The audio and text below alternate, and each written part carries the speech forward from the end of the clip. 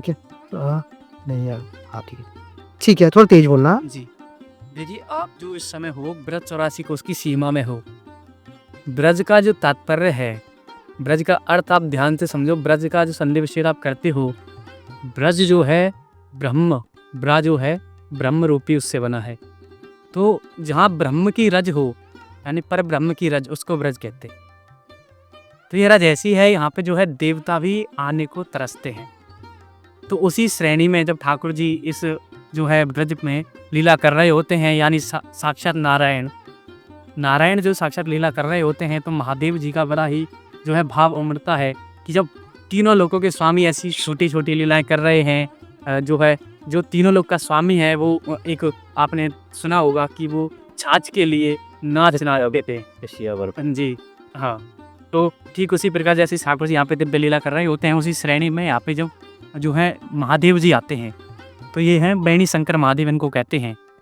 तो बैणी शंकर महादेव से तात्पर्य ऐसा है कि जो ठाकुर जी का रास हुआ करता था सखियों के साथ में, जो आपको जानकर आश्चर्य होगा, जो राधा रानी की सखियाँ हैं, अष्ट सखियाँ, या फिर ठाकुर जी के साथ जितनी भी सखियों ने भाग लिया, वो कोई साधारण नहीं थे। वो हैं जो प्राचीन काल में जो होते ना संत, जिन्होंने सतयुग में महान तपस्या करी थी, तो उन्हीं संतों जो हैं आगे चल करके सखियों के रूप में अवतरित हुए हैं ठाकुर जी के साथ में।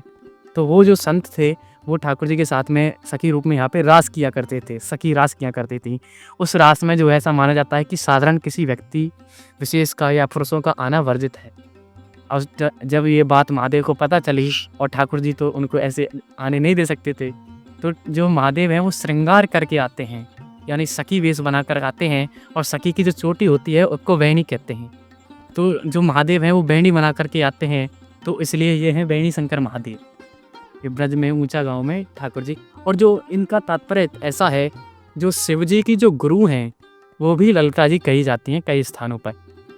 तो उसी से भी जो है यहाँ पे बैणी शंकर महादेव विराजमान है। सामने ललिता जी का मंदिर है, ये बैणी शंकर महादेव है। उधर कुंड है, देह कुंड, तो ये यहाँ की लीला स्थली।